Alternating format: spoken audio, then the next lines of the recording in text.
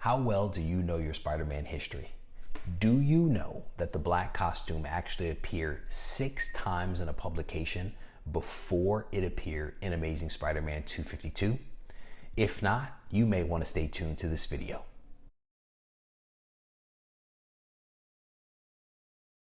How you guys doing? Reggie here, your friendly neighborhood bodybuilder and comic book collector, and I want to welcome you to another one of my videos. I was super excited to do this video for you guys today. It was going to give me an opportunity to show you guys something I've been working on for the last couple of months. Now, much to my chagrin, after doing some additional research, I realized that I didn't have all the books that I needed to have for this video, but I'm still going to record it. Why? Because I have the equipment set up and I had nothing else to film. So we are going to do this thing. So this video was actually inspired by two guys, by DS Comics and by Comics with Mueller. DS Comics a couple of months ago put up this amazing video where he spoke about all of these books where the black costume appeared prior to 252. And I'm a huge Spider-Man fan, so it inspired me to go through my own personal collection and to then identify those books that I didn't have and then to purchase those books. Now, second, Comics by Bueller inspired me because he did an amazing interview with Jim Shooter. And Jim Shooter was the editor-in-chief at the time that the black costume appeared in Secret Wars. He was the guy that actually purchased the black costume from a guy that was trying to break into the industry. Both of these videos from these two guys appeared about the same time and again served as the inspiration for this video that I'm recording today. So, when I went back and I did my research, I realized that I only had I was missing two books where the black costume appeared prior to 252. So I'm actually going to try to show those to you guys on screen because I don't have them here, unfortunately. And I've been unable to identify where I can actually buy these things. I've been searching online and I absolutely cannot find it. But I wanted to do the video still because the last book that I had been hunting for outside of those two finally arrived. And so that's why I wanted to record this thing. So we are going to walk down memory lane just a little bit. All right. So everyone knows that 252 is the first appearance of the black costume. In fact, it ties with not just Marvel Team Up, but it ties with another publication, and we'll talk about that in a little bit. But the first time that the black costume was actually seen in a publication was in a preview magazine, and in fact, the 6 times that it was published, they were all in preview magazines. The first one was in November of 1983, and it was Amazing Heroes number 35. This is a really gorgeous white cover that I was able to snag on eBay for a fair price. And it's a pretty thick book, not as thick as the next one that I'm going to show you, but it is really a gorgeous book. There are 2 of these on eBay right now for sale. One of them is being sold for like $100 and the other person is selling it for $300. Neither of those prices make sense, but someone is trying to capitalize on this opportunity. So Amazing Heroes number 35 was the first time that the black costume was seen, and on screen I'm actually going to show you some of the inserts from that book, because I think that showing it on screen is probably going to be a little bit better than me popping the book open trying to hold it up to the screen. So the next time that the black costume appeared was actually in something called Heroes Hotline, and it's called Heroes Hotline 1983, and this was also a preview magazine, and it appeared, I believe, 12/83. So December of 83, this actually appeared, and I believe that there were a couple of sketches of the black costume in this issue, and it also then appeared in something called the Comic Reader issue 215, again in December of 83. So those are the 2 publications that I actually don't have and therefore can't show you on here, but I will show them to you on screen. So the next issue that I did pick up that eluded me for some time was Amazing Heroes number 39, and this was published, or released I should say, in January of 1984. And this is a really gorgeous blue cover. It is a massive preview magazine. You can see how thick this thing is, but this book has a very interesting story. So there was a guy that was selling this book on eBay, and I sent the guy a message because I realized that he was local to me. And I said, hey, can I come pick this book up from you? I'd like to avoid, the $9 shipping fee, which is kind of crazy for a book like this. It doesn't cost $9 to ship it. So the guy tells me no. And so I didn't buy the book. I think like the next day or something like that, someone actually purchased it and it disappeared. So 3 weeks go by. And I get a message, I think on like a Sunday, and the guy says, hey, are you still interested in the book? The guy that I sold it to never paid for it. And so I tell him, maybe I'm interested. Can you remind me about the details of the book, because I've forgotten. So he rattles off some of the details, and he says, hey, I just posted it back up. Go ahead and take a look at it and go ahead and bid if you're interested. So I take a look at the book. He said it was a 6. I think it's actually higher than a 6, but I won't argue with him. But he was asking a crazy amount of money for this book. And so he was accepting offers. And so I made him an offer that was a relatively low offer, commensurate with what the book is actually worth. And he declined it, which is his right to do so.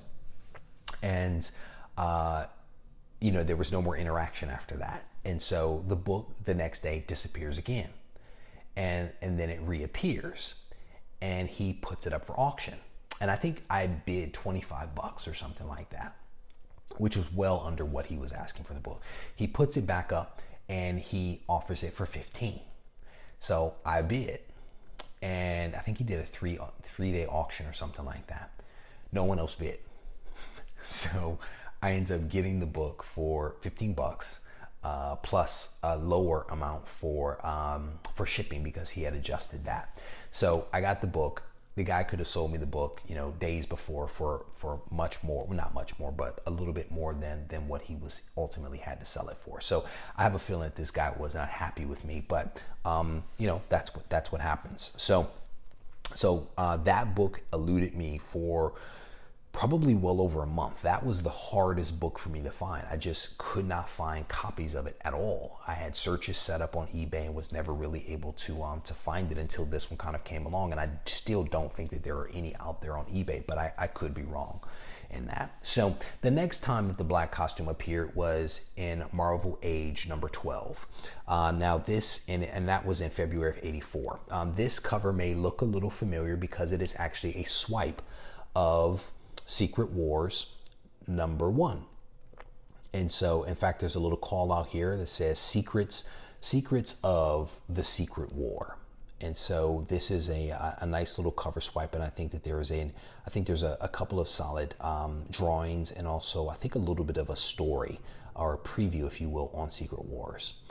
This one was one of the first books that I was able to find, a relatively easy one to find. I may try to pick up another copy of this one, because I think this is one that has significant coverage on the Secret War and a number of sketches, and I'd like to have another really high grade copy of this one. This one's okay, but not great. So Marvel Age number 12. It also, the black costume appeared in Marvel Age 13 in April of '84, and so that is this book here. And this one's actually in decent shape. There's a couple of ticks on the spine, then a couple of things going down in the corners here. But I am going to pop this one open. I was unable to find any sketches of this one online, so I am going to open this one up and try to show you guys what the sketches look like. Okay, so let me show this to you guys. Here is one sketch in the back. Hopefully you can see the black costume there. This is, I think, the continuation of this first part here. And here you can see the black costume very clearly. But again, as you go through a lot of these issues, they actually have some pretty wonderful sketches of the black costume. So the book that everyone knows and readily acknowledges is the first appearance of the black costume is, of course, Amazing Spider-Man 252, which is the homage to Amazing Fantasy 15. Just a gorgeous cover that is a very iconic cover, especially if you're a Spider-Man fan. So this book actually ties, according to CGC, with this book, Marvel Team Up, number 141. And I actually received this book free. I purchased 252 from a guy and one other book, and he ends up giving me 141 for free. It actually came back at a relatively low grade, but again, it was a free book, so you can't really complain too much. Now, what's interesting is that those two books are acknowledged as having been published at the same time, even though I think Marvel Team Up was published 2 weeks after 252 in May of '84. Now, what's interesting is that there was another book that was published in May of '84 that I don't believe receives any recognition for being published around the same time, and that is Spectacular Spider-Man number 90. And this is, again, a first appearance of the black costume, and also features Black Cat. I do not believe that this book is acknowledged as being a first appearance, despite the fact that it was also published in May of '84. So I don't know what's up with that, but it is what it is. I think I have multiple copies of both of those books, with the exception of the Marvel Team Up, the Spectacular Spider-Man and ASM 252. I think I have multiple copies of those. So, and then also have multiple copies of what is one of, again, another easily recognizable book, Secret Wars number 8.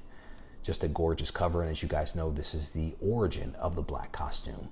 So what's fascinating about the whole story is that the black costume started out as just being a costume, right? It was just an idea that some guy made up that got Jim Shooter's attention, that ultimately became an alien that was trying to take over Peter, that ultimately became Venom, and Venom begat, Carnage, etc., etc. So you guys know the rest of the story. But anyway, why did I go out and buy these books? I went out and bought these books because I'm a huge Spider-Man fan, and I'm also a lover of history. I like origins. I like to understand where things came from. And so as a fan of Spider-Man, I wanted to pick these books up, not because they were expensive, not in any way, shape, or form, but because they are, I think, important pieces to have in your collection. Yeah, they're preview magazines. Yeah, they may never be worth anything, but that's okay, right? Because you're able to show the history of where this costume came from, this costume and this creature, if you will, that's been around for quite some time, really just came out of some guy's head, and ultimately became something that's taken on a life of its own. So, for me as a collector, it was an important thing for me to purchase, and I'm glad that I did.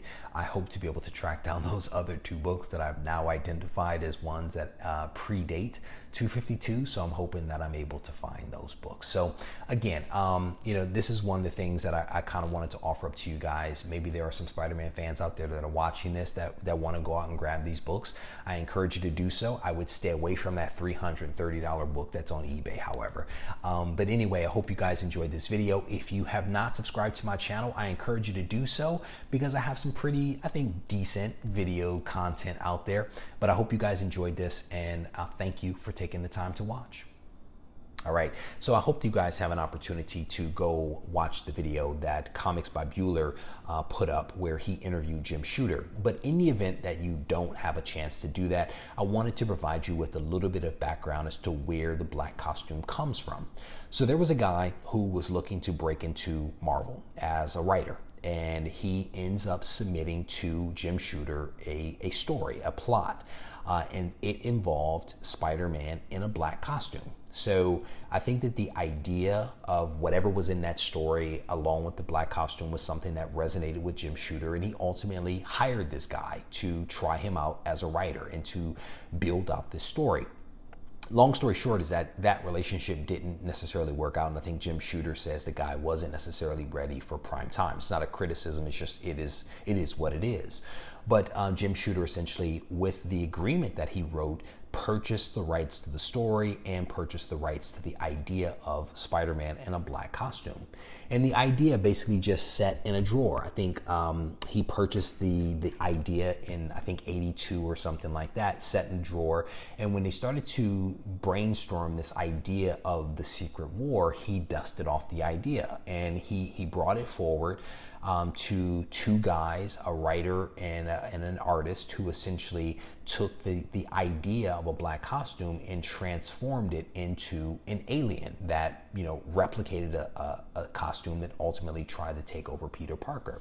And so it's just it's one of those things where it's a kernel of an idea that others build upon, and then it gets built upon, and then it becomes this really wonderful idea through all of this group think over time. So again, you guys should go check out the video and the interview that was done, but I wanted to give you just a little bit of insight into the background of where the black costume comes from. So as always, again, I thank you guys for watching this video, and I appreciate all of the comments, all of the likes, and thank you for your time.